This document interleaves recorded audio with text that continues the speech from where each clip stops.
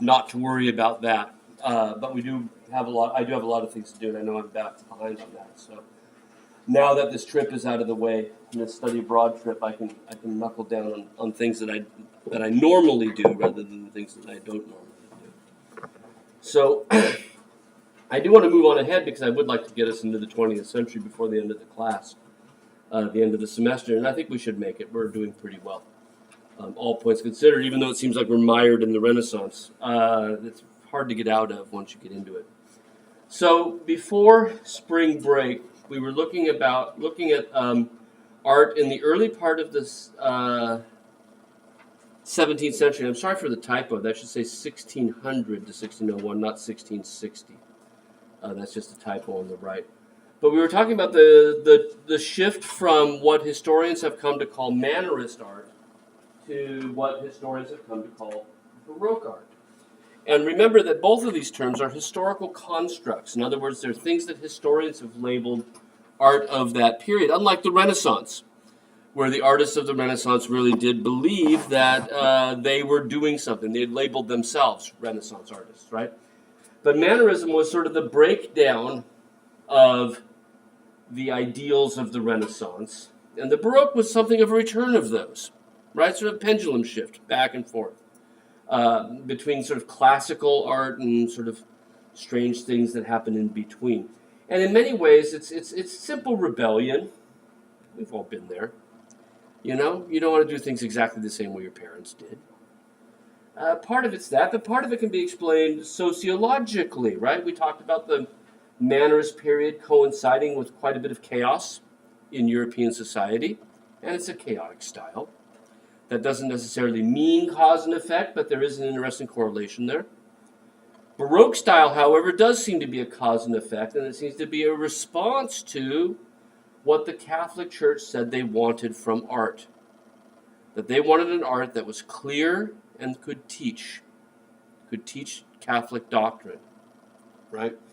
And so they actually came up with a series of proscriptions for art, right? Recipes, if you will, as well, on how art should look. It should be easily understandable. It should be accurate, right? And it should inspire the viewer to deep religious sentiment. And Caravaggio is responding to this. In the early part of the 17th century, those rules were laid down around 1560 or so, right? And then began to take hold in the late part of the 16th century. And so we have two images of the same scene of the conversion of St. Paul. Remember, he was Saul of Tarsus before he became St. Paul, struck blind from a horse. And for Tintoretto, a Mannerist artist in Venice, it's all busy, jumbled, right? The space is unclearly rendered, mishmash of figures. It's all sort of cacophony and noise, bright artificial colors, right? All of these things sort of add to the sort of overall Mannerist approach to the scene, whereas with Caravaggio, he's simplified it. He's made it dramatic, right? Using theatrical spotlighting to enhance the emotional content, making it as realistic as he can. The weathered face of the groom holding the horse or his dirty feet, making it immediately effective emotionally by putting the figures very, very close to you, almost as if they're spilling out of the frame, engaging you individually, right? And then costuming that seems to be very realistic for the scene at hand, right? So Caravaggio is really answering the call that was put forth by the Catholic Church for a realistic, simplified, and emotionally engaging kind of art, right?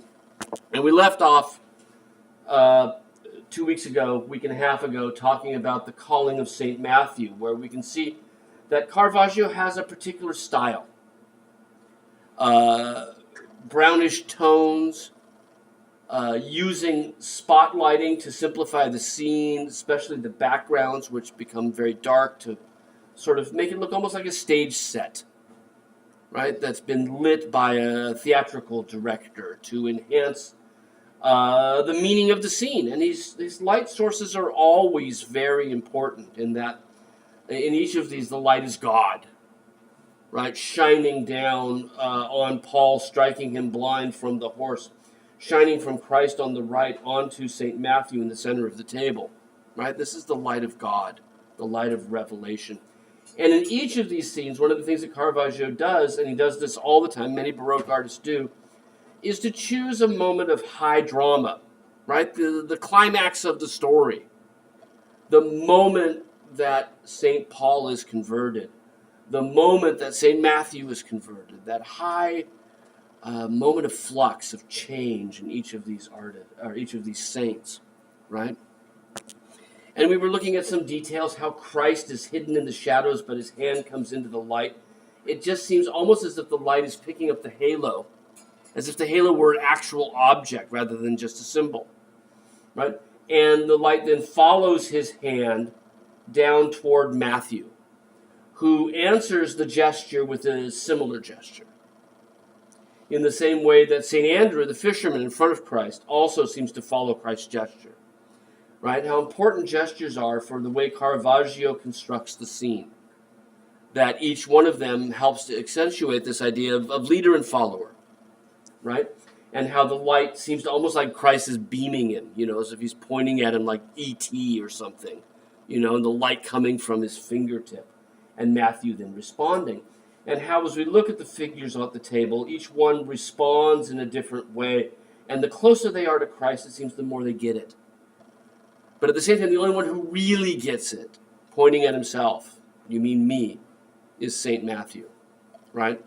And as we look to the far left of the table, we see Matthew was a tax collector. We see them more interested in money than they are in spirituality, which is certainly part of the message, right? And the figure on the far left staring hard at the coins, the old man behind, adjusting his glasses so he can see the coins, right? I have to do this now. I'm old.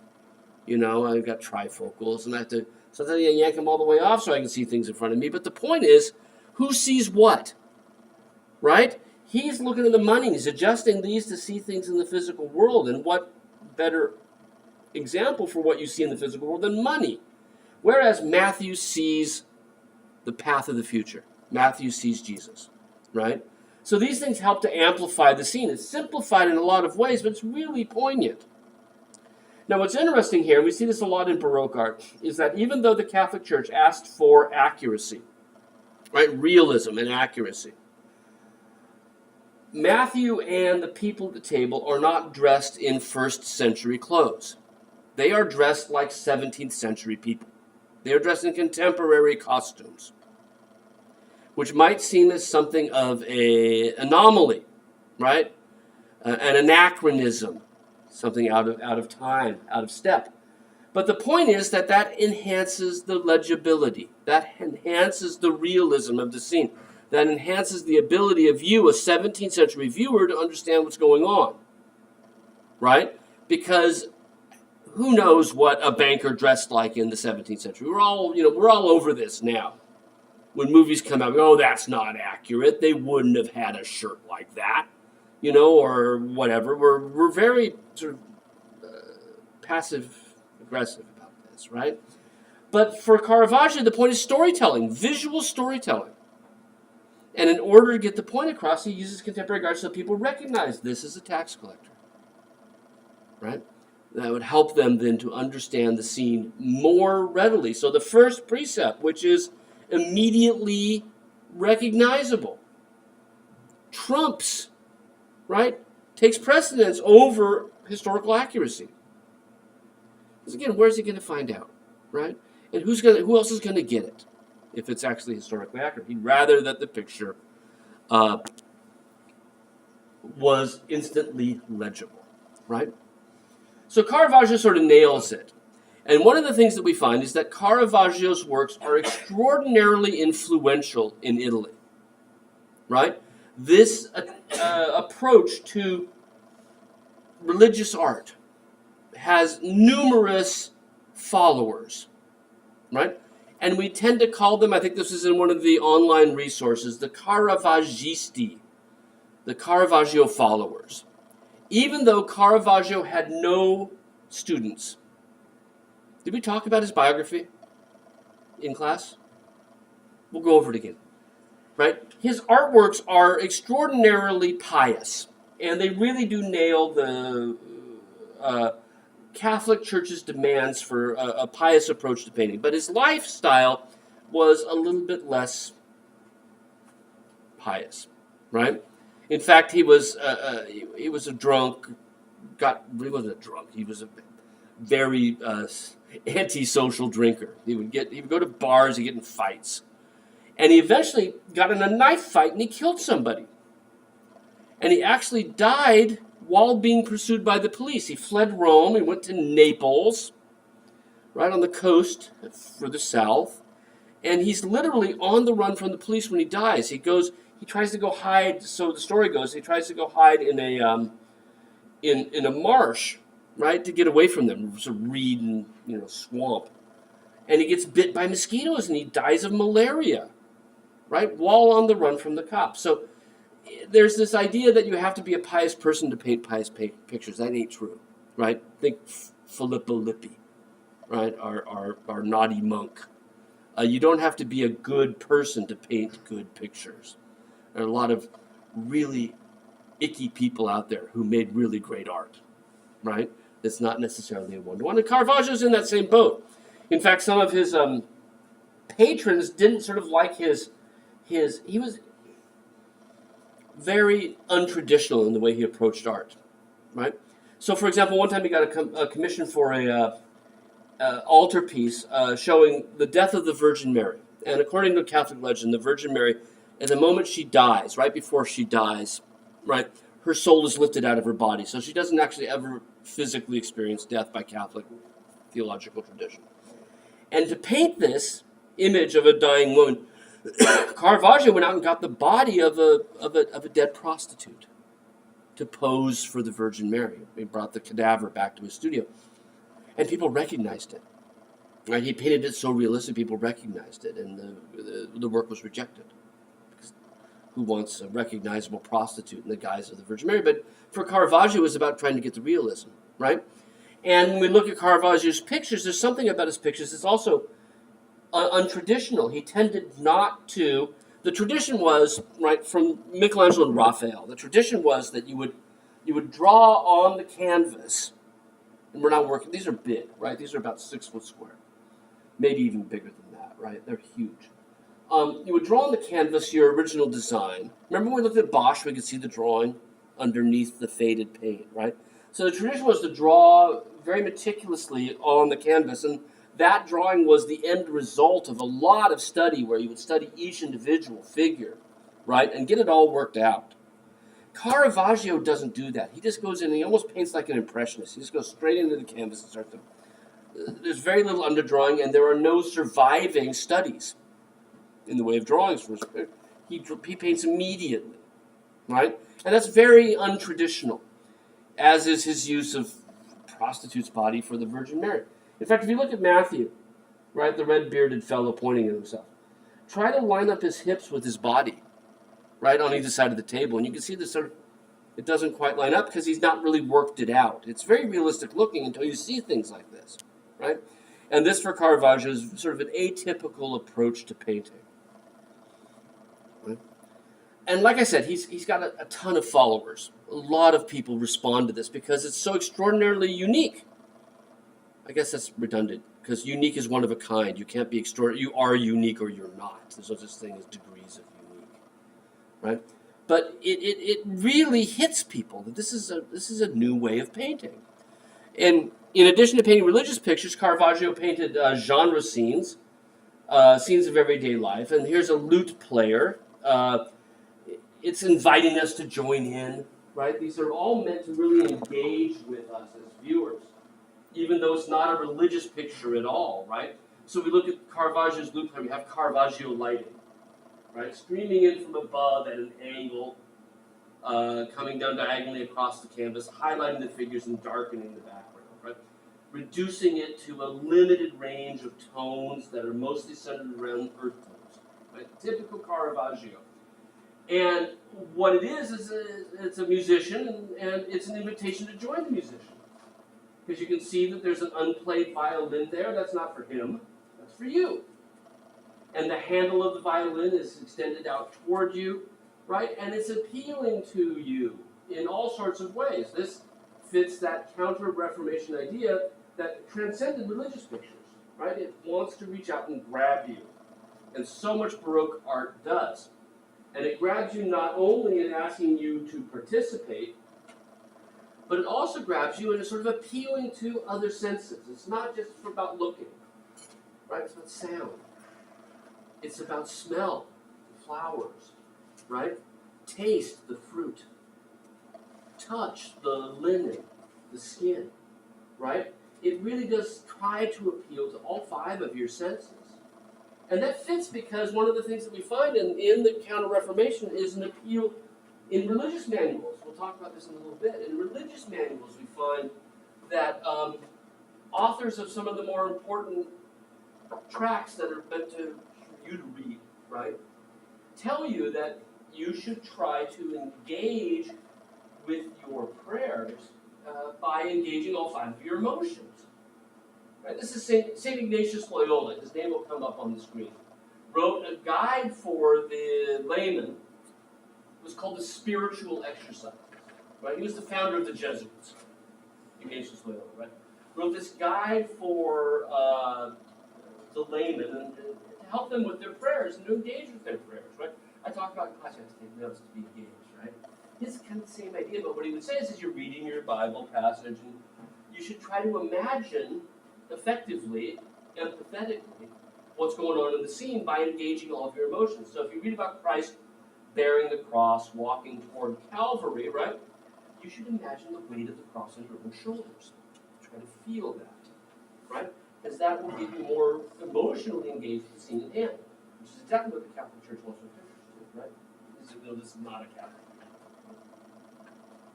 You should try to smell, right? The drying blood on your own body because you're Jesus who's been whipped. Try to feel the dust under your feet. Hear the dogs barking, right? Taste the sweat as it rolls down your face. And this will get you more deeply engaged with your devotions, right? Your prayers. And it might actually lead to a sort of ecstasy, an ecstatic vision. Right? Before your eyes, it can be an extraordinary spiritual benefit. Right? And even when we look at secular pictures, we see some of this overflow of the idea of a kind of art. And this is typical of the Baroque period, the 17th century period. A kind of art that really tries to engage with you. More so than Renaissance art. Renaissance art is very intellectual. It's not very emotional. Right? It's there, you ponder it, you think about what it means, but it's kind of timeless. It's removed from sort of moments. Think of Michelangelo's David, right? He's just, we don't even know when the story that is. He's sort of standing there and he's beautiful. And we look at him, but we don't engage with him. He doesn't even look at us, right? And these pictures are about engagement, right? These pictures are about reaching, and we find everywhere, even in Protestant countries during the Baroque period, during the 17th century, there's this attempt to reach out and engage with you, and engage your senses. So Caravaggio on the right, we can even read the sheet music, and the violin on the table is there for us to join in. This follower, one of many followers of Caravaggio on the left in the National Gallery, we don't have a Caravaggio. There are not that many out there, right? There's one in New York, there's one in Detroit, right? One in Boston, I think. But we don't have one here. We got started too late. But there's a woman lute player, right? Very much obviously influenced by Caravaggio. Same kind of lighting coming in from the side. Same sort of violin that's handle is out there for you to join in, right? Same sort of appeal of textures and sounds. We've lost some of the eroticism, right? Caravaggio's works are very homoerotic as well, which also got him into some trouble. Right? What was that? Oh, maybe we should close that so we don't kill birds with shots, right? I've had that happen. You've been like sitting at home studying, all of a sudden, wham, and it's dead, and you have to stop everything to put it in a shoebox and take it downstairs. Okay. But it's also there's a light eroticism with the Gentileschi work, Orazio Gentileschi work on your left. The lacing on the side of her dress coming undone a little bit, right, loosening a bit. But also the interesting textures of the linens versus the cottons in here, right? Her hair and her face. And again, the concentration of hearing. She's listening to the sound of the lute. This is all being picked up from Caravaggio, and he's got followers everywhere, right? Even though he didn't have any pupils. So Orazio Gentileschi's daughter, Artemisia Gentileschi, one of our few women artists that we've seen, right? Have we seen any yet? Is she the first? She's the first, right? You know why? Men wouldn't let him study art. It was a patriarchal society, so you go into the academy, you study the nude model, right? Maybe study anatomy. Women didn't have those opportunities, yeah. And so Artemisia is one of the few. The women that did have that opportunity, the majority of them are daughters of artists, right? So she's the daughter of an artist. That gave her a little bit more opportunity than most, but it's a rare thing. Until the 19th century, late 19th century is the first time we begin to see sort of a healthy number, and even then it's limited, right?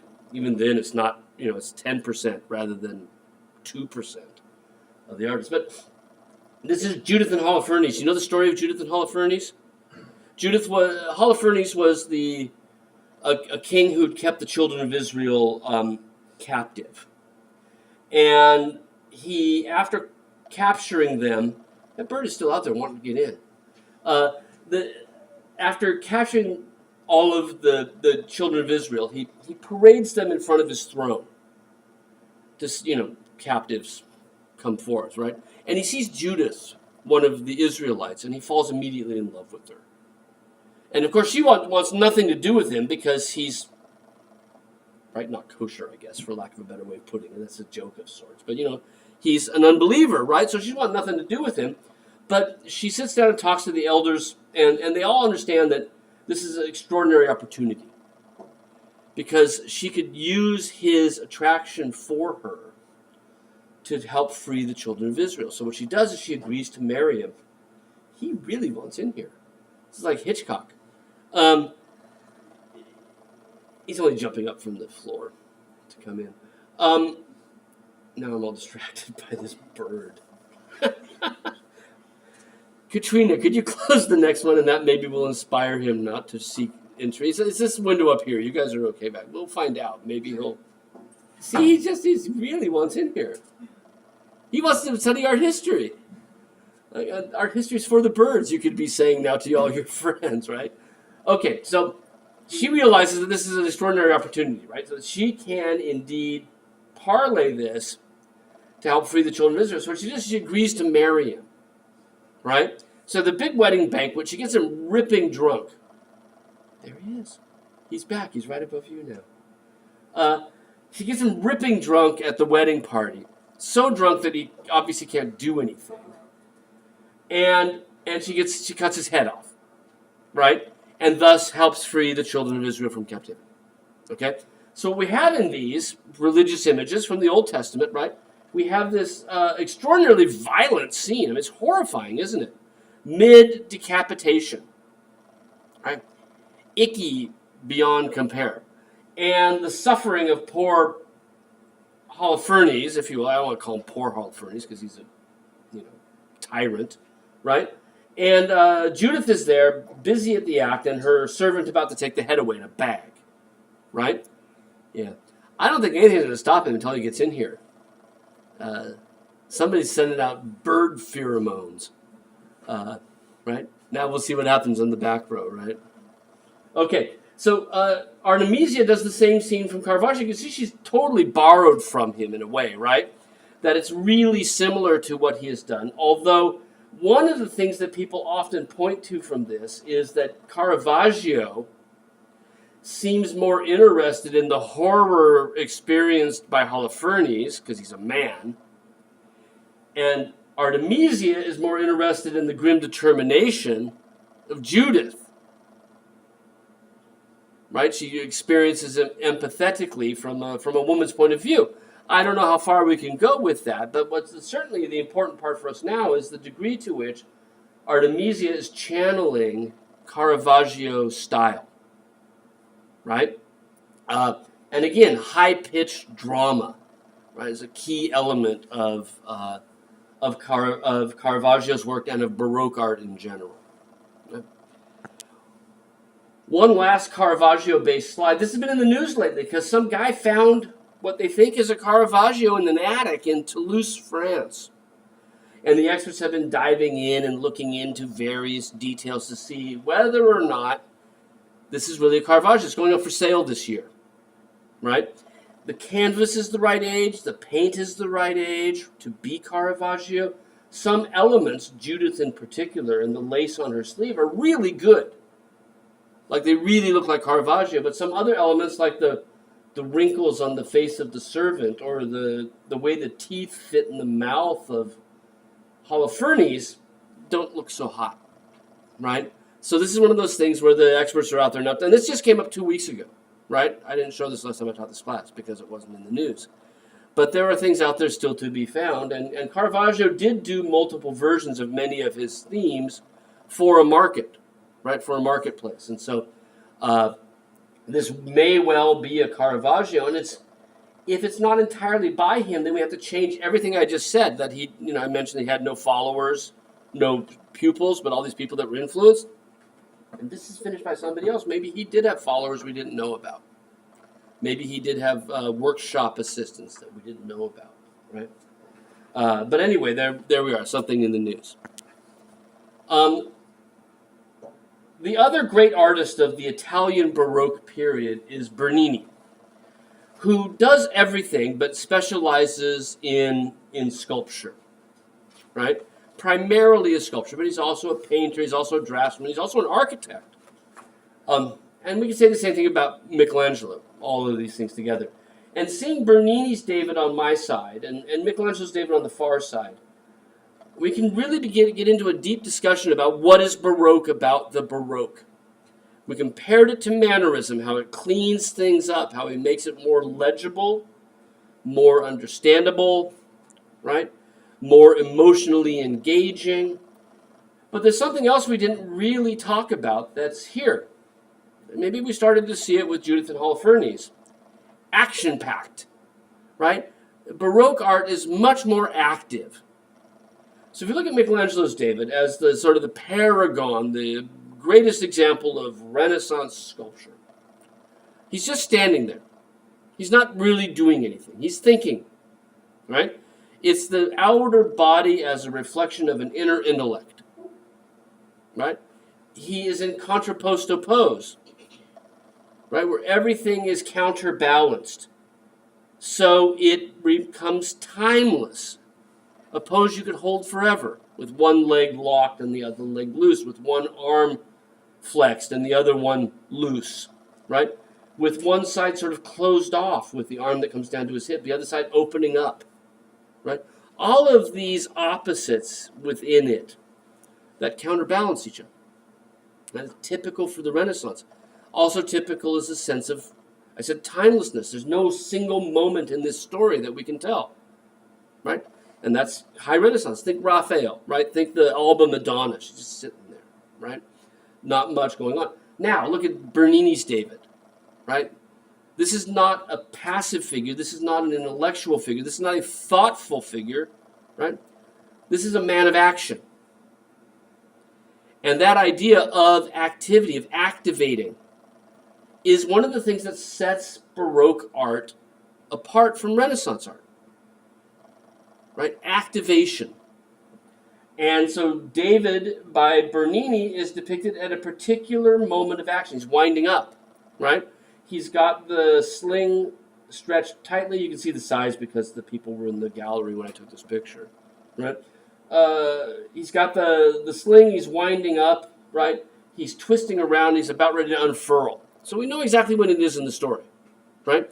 Whereas Michelangelo's David is thinking about what to do, right? So a man of ideas versus a man of action, right? And this translates into all sorts of little things, this idea of action. One, I love the way his toes sort of grab the edge of the plinth, right, as he's flexed. They're sort of curled over the edge of the stone as if he's getting purchase, right, on the side of that. The bit that you see between his legs is necessary because he'd snap off otherwise, just as there's a tree stump behind Michelangelo's his proper right leg, right? Necessary, otherwise he'll snap, right? The harp, David composed the Psalms, right? We saw that with Klaus Schluter. That's down at the base beneath his feet as well. Music's been put aside for warfare, right? And he's winding up. He's got a fur bag full of stones stretched across his body. And you'll notice that he's partly covered. It's much more proper, right, in the 17th century.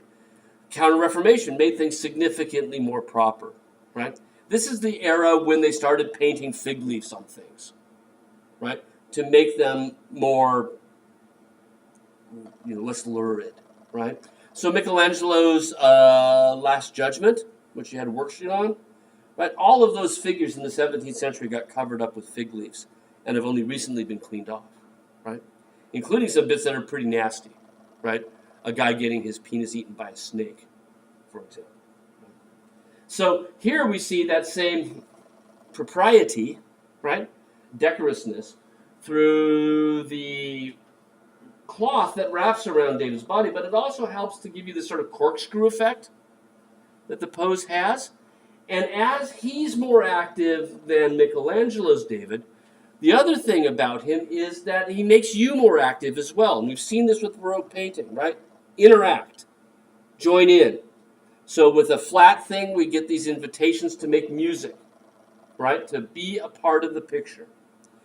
And with Bernini's David, it really does say, walk around me, right? The way that pose twists invites the viewer to be active, right? If we go back to Michelangelo's David, that's the only picture you ever see of him. He was designed to be seen from one side, and Michelangelo even said that the way that he worked, I think we talked about this, is that he said the analogy for the way he carved is he took a big block of stone and he carved in from one side, and his job was to free the figure from the stone, and he worked in from the front straight through to the back, like he said, and this was his own writing. He said, like pulling a plug out of a bathtub, right? And there's a figure in the water, and that's how he revealed the figure as he carved, right? Straight through from one side, and you see that because as perfect a figure it is, there's one viewpoint, right, from the front. That's why you rarely see him from the side, almost never see him from the back, partly because he didn't design it to be seen from the back. It was going to go against the building, right?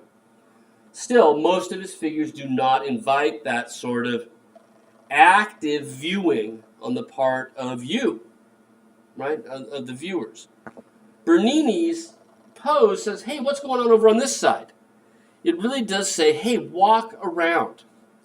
Because as you move around, you get really sort of interesting compositions from different viewpoints, which is something that Michelangelo's David simply doesn't offer, right? But Bernini's does, right? It really does invite you to move around. And then when we look at his face, right, we've got that same sense of action and determination, right? Biting his lip, right? Fierce physicality to the figure. Whereas Michelangelo is as perfect a, anatomical specimen as that is, Michelangelo's David is still an image of mental activity, whereas Bernini's is very much about physical activity, right down to the hair, right? All tousled, swirling around his head. So again, when we talk about Baroque art, we're talking about this art that is attempting, with all of its elements, to be engaging, to be dramatic, right? To get you, the viewer, to engage with it more proactively, more empathetically than Italian Renaissance art. And this is, we'll see from this everywhere in the 17th century, is very much true, right? Now, this particular sculpture was a commissioned piece by one of the College of Cardinals in Rome. You know about the College of Cardinals? They elect the Pope, right? They're the sort of board of trustees, if you will. It's a secular analogy, right?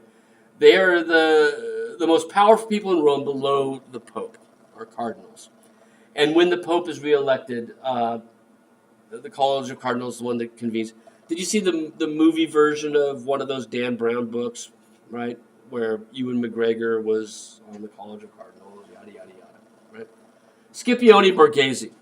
I'm probably pronouncing it wrong. It's probably Scipione, but still, right? Scipione, I like Skip, right? Scipione Borghese is the one who commissioned this work from Bernini. He was a big fan of his works. He bought at least 3 different ones. In fact, behind the stone in the image on your right, you can see another Bernini in the other room.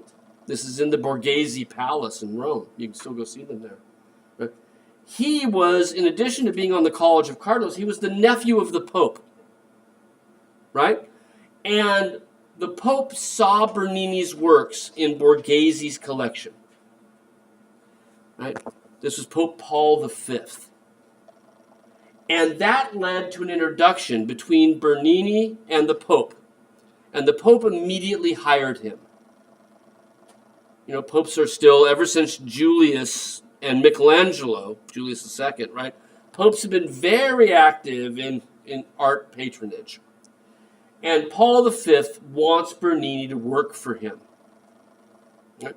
And this leads to a very, very fruitful relationship between the papacy on the one hand and Bernini on the other. And if you go to Rome, most of what you see is influenced by Bernini, because he was an architect and a sculptor and worked for not only Paul V, but he actually worked for 3 successive popes, right? Urban VIII commissions from him the great square in front of St. Peter's. There's 2 sickle-shaped areas. That's a Bernini plan. Not only the size of this huge square, you can tell by the tour buses in the foreground, but also all of the 20-foot statues that are on top of it all came from his studio, right?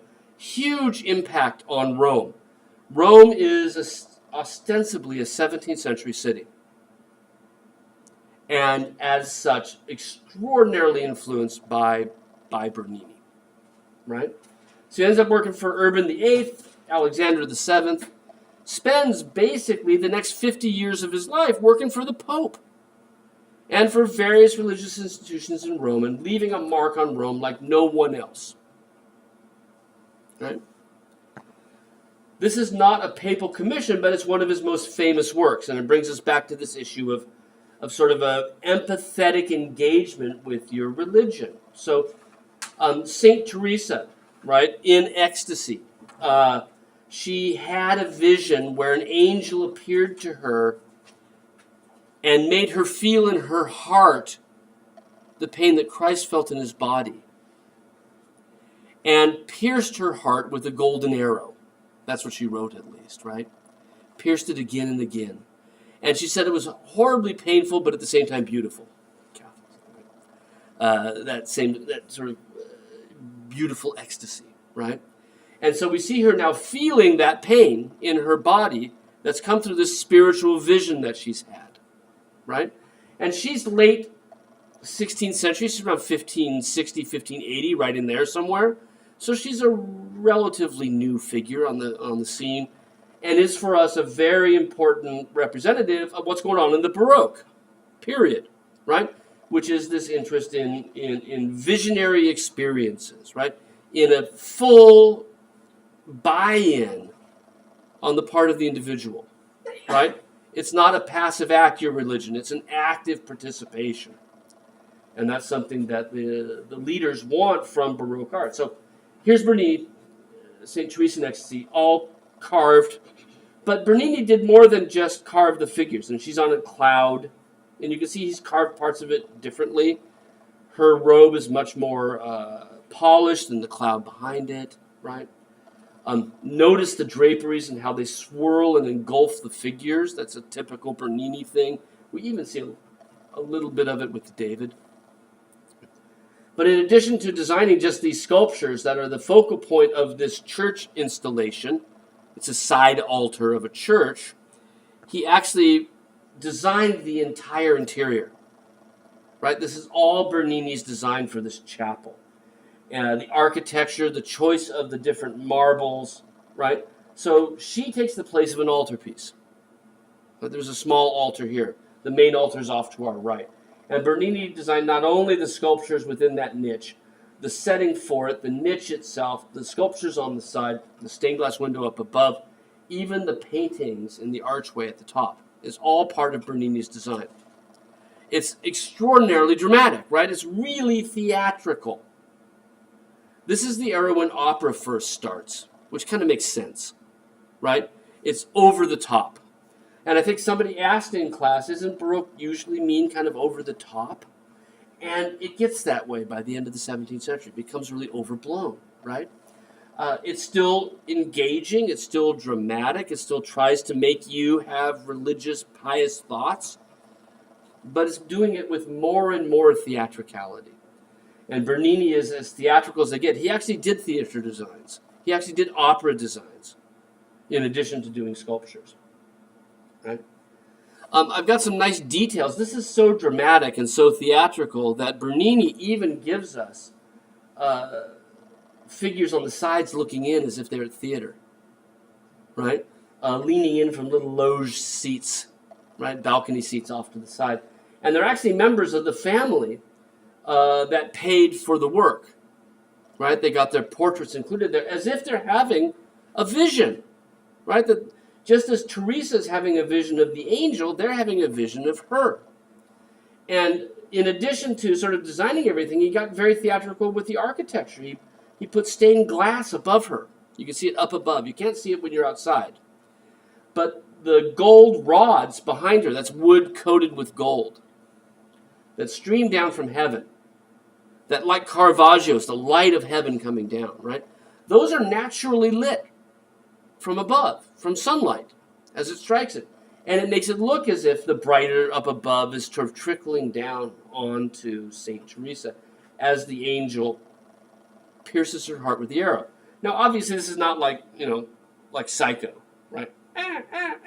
It's look how he's holding it, right? It's very, very gentle because it's a loving gesture, right? Even though it sounds strange, right? I had my heart pierced with an arrow, right? And she wrote that every time it happened, it was so extraordinary, she wanted it to happen again, right? And Bernini's trying to now translate that. So, she is Saint Teresa of Avila. She's a Spanish saint. Died in 1582. She's one of the more popular saints from the Counter-Reformation, which remember that the Catholic Church is trying to get believers engaged. And she is an engaged believer. She had a series of ecstatic visions. This one is by far the most famous, right? So she's recently what we call canonized, made into a saint. And she's not that long dead, all points considered, given that most of our saints are, back around the time of Constantine, back around 300 or 200, right? She's a fairly recent, she's a Counter-Reformation saint. And we can see Bernini working not only with terrific, dramatic marble, but also in a multimedia work to bring this all together. And he catches her at this moment of ecstasy, right? She's feeling not pain, but pleasure. And it's been often said that it looks like a different kind of pleasure, that looks very erotic almost. But I think Bernini's doing that not to be sacrilegious at all, but to make it understandable. Who has spiritual ecstasy? Very, very few, right? So he turns into sort of a almost erotic ecstasy, right? That's picked up by little things, right? We see her foot dangling down out of the drapery down below that swallows her entire figure, but the angel lifts it up and he sees her nude body under there. There's this strange little eroticism that's going on here, right? We talked about St. Ignatius of Loyola, the idea of the spiritual exercises where believers are encouraged to engage all of their senses in imagining religious episodes, right? Taste the blood, smell the dirt, etc., etc. And that sort of interest inspires people like St. Teresa to move a step further than simply imagining things as they're going about their devotions to actually having visions, because you're already trying to engage all of your senses in what you're doing. Add to that a little fasting, and then all of a sudden visions make a lot more sense. Right? So Ignatius of Loyola wrote the Spiritual Exercises. He's about 20 years before St. Teresa. They're both very prominent figures in this Counter-Reformation world. Now, he founded the Jesuit order, as I mentioned, also known as the Society of Jesus, during his lifetime in 1541. And this church in Rome was the home church to the Jesuits, right? So this is Ignatius Loyola's home church, if you will, although it was not built until 100 years after his death. It would have been if he'd been alive, right? And as we look up to the roof, we see this extraordinary soup of figures, right? We have a visionary experience looking at the roof. And what we see is that first, as the Jesuits were building, the first person they wanted was Bernini for the job, but he was busy with something else. And so he recommended another architect to work on this, Gaudi, right? And there's some suggestion that Gaudi and Bernini might have worked on the design together, some of the ideas that appear here. But what he gives us is this gilded roof with all of these ornaments, and then he adds to that three different things. One are sculpted figures in plaster so that they can stick up there, and they look as if they're sort of populating the architecture right around the windows. He also leaves a large open area in the middle that he fills with a fresco. And then he adds these areas of stucco that come out that he's painted to make it look as if the figures that are in the center are spilling out into our space. And I've been here, and I cannot tell you what parts on the ceiling are real and what parts on the ceiling are fake. Now, I know the figures are all fake, right? But some of them cast a shadow on the architecture that's been painted onto it. And some parts of the architecture are not three-dimensional. And I, to this day, I've seen hundreds of photos, and I've been there, and I can't tell you where it begins and stops. And that's the effect he's going for. That this is what the Catholic Church wants during the Counter-Reformation, is a kind of art that isn't inert. A kind of art that actually is part of our world. And we even saw that with secular images, right? With those violin players. It's not just there. It addresses you. There's the picture plane, which has always been transparent, right? When we think about looking at a picture, one of the things artists want us to do is to think that we're not looking at a flat surface, but we're looking through a little window into an extension of our space. But that idea where in the Renaissance it used to be that you were there and it was back here somewhere. Now it's coming out at you as well, right? There's a sort of a back and forth between where you are and where it is. And that's exactly what the Catholic Church wants, but in particular to engage with you as a believer, right? Although it spills over into the other arts as well. Right? So Gaudi, right, does this ceiling decoration, which we'll look at in some detail here, for the Jesuits in their home church in Rome. And again, about 100 years after Ignatius Loyola. We're looking up at it now on the right. And I have some details, right? I got out my telephoto to try to get some of this, right? So our figure down here is two-dimensional, right? The colored one at the bottom is a two-dimensional figure. So the question is, how does that fit around the stuff? And I can't tell. I really cannot tell. I've been in there with binoculars. I can't tell, right? I think that's the wonder of this thing, is that idea that, yes, maybe this is a miracle I'm seeing, right? The other figure, I believe, is stucco. I believe, but I don't know, because I only have the view from 60 feet down, I can't get over on an angle and look at it from the side to tell you what's going on there. right? And then with that said, how much of the gold parts of the building are truly three-dimensional or not, right? He's working on this fooling your vision to make you think that what you're seeing is heaven spilling out into your space, right? Uncontained by the edges of the architecture, right? It just simply comes down to where we are. Another view here, and it's really effective. He even goes so far, as I said, to paint shadows, right, as these figures seem to spill out. And we see them effectively from the bottom, as if they're coming into or coming out of that space. And this bit up here, get my pen going, right? That area right there. How that cloud, which is obviously painted on a piece of something flat, really does seem to hang in front of the building. And it's extraordinary as a piece of tomfoolery, right?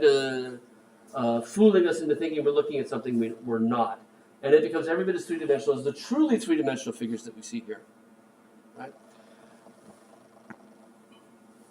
Now, the triumph of the name of Jesus. Philippians 2:10 says that every knee shall bow before the name of Jesus.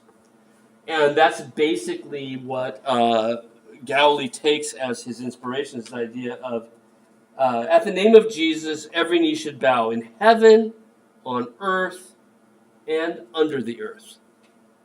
So the name of Jesus is represented here in the glowing part of the fresco.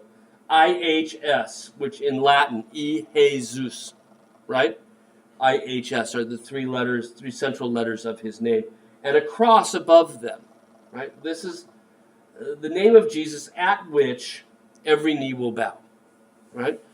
And as we move our way through, what we find is that the rest of the sculpture, architecture, painting is showing us those in heaven, right? So everybody around the letters, right, are the figures in heaven, right, bowing metaphorically to the name of Jesus. Those that are spilling out on the sides are on the earth, and this group that's in shadow at the bottom are those below the earth. So we have both saved and damned. Everyone recognizes the power of the name of Jesus. And he uses the architecture to move from light into shadow. And these are now the sinners who are being cast away. And you can see they seem almost as if they're falling into our space, right? So Baroque art is really working toward, and I've got a nice detail as well, right? Some of these figures that are being cast away and spilling toward us. So Baroque art in general, right, is really working toward trying to get a dramatic kind of art that engages you, the viewer, to have hopefully inspire you to some sort of ecstatic vision yourself, right? Like our role model, like St. Teresa, like our instructions from St. Ignatius. This picture, too, suggests that you're not a passive bypasser, right? You're an active participant in what's going on. And as we look at the rest of 17th century art, as we move into other countries from Italy, what we're going to find is that in the Catholic countries, this interest in a very dramatic, right, emotionally engaging kind of style will be very important. Then it shifts slightly in some other countries, right? The Dutch, who are Protestant, not quite the same thing, right? The French, who are ruled by Louis XIV, a little something weird there going on too. But as we move to certain countries like Spain, what is today Belgium, what we find is this legacy of Baroque theatricality and action is picked up everywhere. Right? One last scene of Il Gesù, so you just get the sense of how it really does seem to, everything above the cornice, everything above the capitals on the sides becomes heaven, sort of spilling into our space. Right? And just an extraordinary thing. If you're ever in Rome, don't pass up really all the Baroque churches, but this is perhaps the most extraordinary of them all. we're going to shift to Spain because it makes sense at this point to shift to Spain, in that Spain was as ardently Catholic as Italy was, right? A very, very deeply Catholic country. And we'd already looked at one artist active in Spain, El Greco. Right? Remember that El Greco came from Greece. That's where he got his nickname, the Greek, right? Had studied in Venice under Titian. He also studied under Tintoretto, who we saw at the beginning of class, before finally settling in Spain, in Toledo, where he spent the majority of his career, where this work of art was painted. And you'll notice the date, 97 to 99. This is right when a year or two of Caravaggio, right? So we are right there with Mannerism being sort of on the edge of the Baroque, right? And a couple things about this. One, El Greco was extraordinarily popular in Spain, and he had trained in Italy, so he's going to bring certain interest in Italian art with him. And what we find when we look at Spanish art around 1600, there is a great interest in Italian art. Okay, so keep that in the back of your mind. Brought those Italian influences to Spain. The other thing, of course, is that Spain is extraordinarily devout. Think of the Spanish Inquisition, right? And as such, they have stronger connections to the papacy than most countries. Very deep ties to the papacy in Italy, the papacy in Rome. So we might expect from that there's also an increased interest, a very strong interest in Italian art in Spain. So as we look at the Baroque period, I meant to replace that slide. What happened? I replaced it on the next one. That's blurry, obviously. And it looks all fine on my computer, but next slide will clean that up for us. As we move to the Baroque period, we see this continuing interest in Italian art, right? In particular, Ribera was living in Naples, in Italy, which was controlled by the Spanish government. So that helped also to add to the interest in Italian art in Spain, right? So Ribera spends his entire career in Italy, sends pictures back to Spain. Who's he been looking at? Caravaggio is exactly right. There's a better picture, right? I didn't replace it on that first slide. He's been looking at Caravaggio, right? Caravaggio lighting, Caravaggio close-up, Caravaggio color palette, Caravaggio moment of high drama, Caravaggio realism, textures, right? Look at the skin of Bartholomew, his face, his arms, the ruddy complexion of his torturer, his hands, right? All of this comes from looking at Caravaggio. Now Ribera moved to Italy in 1608 when Caravaggio was still alive. And he's in Naples where Caravaggio died in 1609. They probably never met. Caravaggio was a loner. He didn't like people, right? We don't know for sure. There's no proof that they ever met, but he saw Caravaggio's, right? All of Caravaggio's influence on other artists,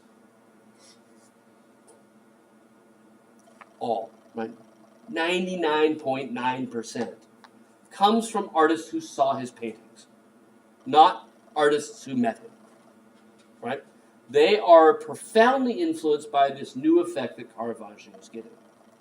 And Ribera falls probably into that exact same camp. We have no proof that they ever met, even though they were in the same city at the same time. But Caravaggio was an outlaw, and as you might imagine, not really available to hang out, right? So Ribera is deeply, deeply influenced by Caravaggio. Right? And he gives us this image of martyrdom. Martyr saints are very popular during the Counter-Reformation. They're examples to us on giving everything for your faith, right? To be martyred, to be killed for your faith is a way of giving everything for your faith. St. Bartholomew was killed for his faith, and we see the moment before his death. Again, high-pitched anticipation, right? We're not actually seeing the martyrdom yet. He's looking to God. at the moment before his death, and he's looking to God for his strength, for his inner peace, right, for his salvation, as he's about to give his life for his faith. Does anybody know how St. Bartholomew was killed? He was in Michelangelo's Last Supper, or not Last Supper, Last Judgment. Does anybody know how St. Bartholomew was killed? He was like skinned alive. He was more than like skinned alive. He was skinned alive, right? So think about that, right? He's skinned alive. Look at the moment that we see. The man in the middle with the red nose is the executioner, torturer, right?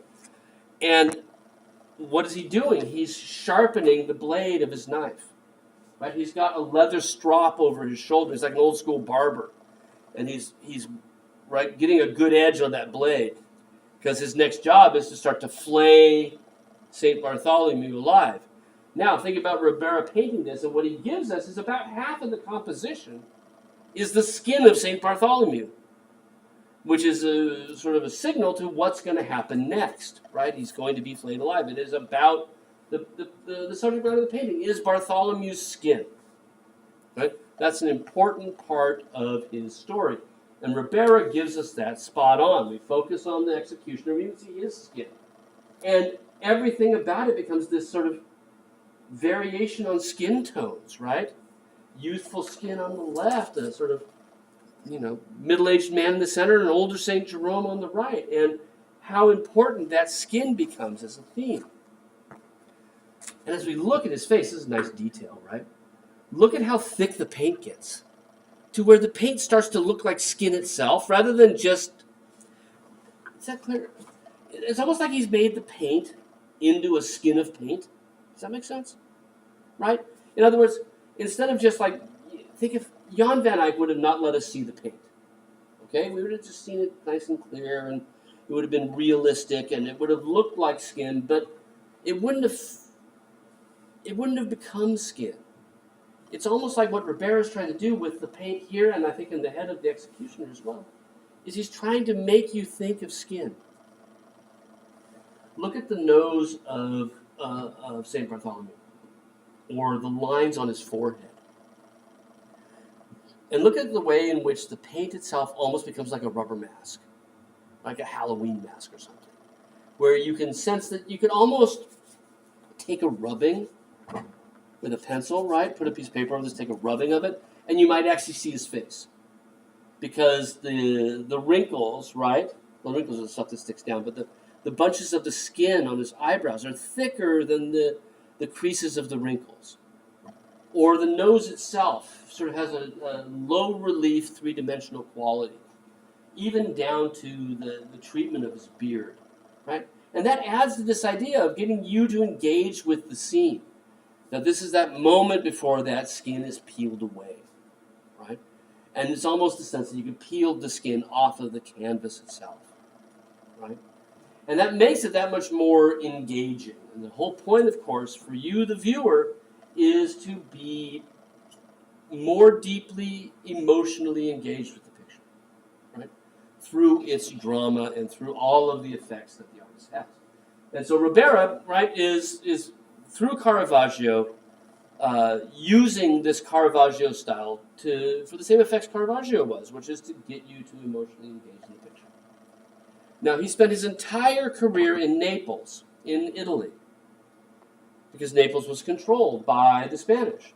But these pictures are being sent back, right? These are being done for Spaniards, who will then take them home. So when we look at Spanish art after El Greco, one of the things that we find is that there's a monster influence of Caravaggio. Even though the Spanish artists never went to Italy, they got it through Ribera. Because Ribera's living in Italy and he's sending these things back home. Right? That's how Caravaggio's influence starts to spread to places that Caravaggio's paintings never went. Right? And it ends up sort of moving throughout all of Europe through his paintings and other followers' paintings being sent around. Right? So Ribera is how Caravaggio's style gets to Spain, through paintings that are sent home from patrons that are living in Naples, which is part of the Spanish Empire. So as we look at other artists active in Spain, we find that there's this amazing influence of Caravaggio there in the first half of the 17th century. So Ribera, he was in Naples, but Zurbarán spent his entire career in the city of Seville, right? And yet still picks up, sort of secondhand, the influence of Caravaggio. His colors are brighter, but the lighting is the same. And he shows us this image of St. Lucy. Anybody know about St. Lucy? Santa Lucia. How'd she end up dying? What are her principal attributes? She's carrying in one hand a palm branch. That's a sign of martyrdom. Think of Jesus on Palm Sunday, right? Saints carrying palm branches are invariably martyred saints. St. Lucy was the daughter of a very wealthy patrician in like the 3rd century who was trying to marry her off to, extend his family wealth. But she was secretly Christian. Right? And she didn't want to marry a non-Christian. And one of the suitors that came to woo her told her how beautiful she was, and she didn't really care because her mind was on spiritual matters, so the story goes. And he said, not only are you most beautiful, but the most beautiful thing about you, he said, are your eyes. And so she plucked them out because she didn't want to be attractive. Right? And then when she was eventually martyred for her faith, they miraculously grew back. Right? So those oysters on the plate are her eyeballs. Right? That she's plucked out in order to maintain her faithfulness to God, to not wed an unbeliever. And yet they're back in her eye sockets, right? Because this is after her martyrdom. This is her sort of heavenly being. And they're there for us so we know who she is. Right? And Lucia, means light. Right? So her name actually reflects part of her story. Right? The fact that we think about light and seeing light and how important our eyes are for that. So as I mentioned, he's working in the city of Seville, or Sevilla, and she is dressed, St. Lucy is, like a contemporary person from the city of Sevilla. Just like Caravaggio had done, he's updated the costume so people would recognize it. She's a wealthy young daughter of a businessman in Sevilla, which in Spain at the time was the most economically important center of the country. Right? It was not the capital, but it was the home of capitalism, if you will, the home of industry. Right? The most famous Spanish artist of the Baroque began his career in Seville as well. Diego Velázquez. And for my money, just absolutely extraordinary painter. We have one here, and it's not that good. It's kind of unfinished, which is unfortunate because he's just an absolutely extraordinary painter. And by that I mean his ability to manipulate the paint. But we've already seen that with Ribera. That seems to be something, that tactile nature of the surface of the painting seems to be something that the Spanish are very interested in. So here we see a genre scene. He's like 17 when he paints this. I hate him, right? Like I was still struggling to be a good artist when I was 25 and I gave it up for art history. But extraordinarily talented early on. And he gives us a genre scene, right? It's a scene of everyday life. It's a guy that brings water, pre-plumbing, right, to the different houses, right? Water carrier.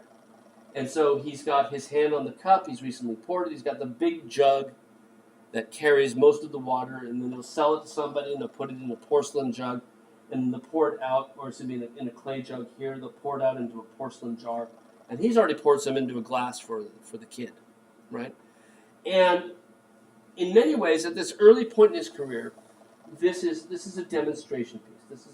We're pretty sure this is a show-off piece, that Velázquez is trying to show how really good he is as an artist. And as we mentioned before, one of the things that Baroque art tries to do is to engage us with all of our senses. Look at the different textures we have. Everywhere we look in this picture, the different textures. The skin of the three men, there's one in shadow in the back, right? Also drinking water. But compare the texture of the skin of the water seller and the young boy. And Velázquez nails it. You can understand sort of age through skin texture. Look at the difference between that wool, ripped wool covering and the linen sleeve. Look in particular at the difference between the different water jugs. And it's extraordinary, his ability to render texture. Right? So I've got some nice details to show you. So there's the old man in some detail here, where Velázquez is trying to capture the sort of dried, craggy nature of his skin, the matted nature of his hair compared, for example, to the young boy, right, who's much smoother skin, and interestingly enough, his hand on a smoother glass, right, where the old man's hand is on a rougher jug, just like his skin, right? He's making these comparisons, these visual comparisons. And as we look at these different elements, we can see glazed earthenware versus porcelain, the cup on the top of it, versus the glass that has frost on the outside of it because of the cold water, right? Just extraordinarily realistic. But that's, again, even with the genre scene, that's a counter-Reformation doctrine for painting, right? It's realism. And then this detail just blows me away, right? It's an unglazed jug with a cork, and water has spilled on it. And you can tell what parts are wet versus what parts are dry. Right? This is really showing off, right? And we think that was his intention, because one of his best friends in Seville had recently been elected to be an advisor to the King of Spain. And that friend bought this painting. And that friend showed this painting to the king. And the king immediately hired Velázquez to be his court painter for the next 50 years. Right? So this painting got him the job. This painting got him that gig working as court painter to the King of Spain. Now we'll look at this a bit more closely, finish up Velázquez on Thursday. We'll move from there to talking about the Low Countries on Thursday as well. So if you want to look ahead, right, those OERs are available.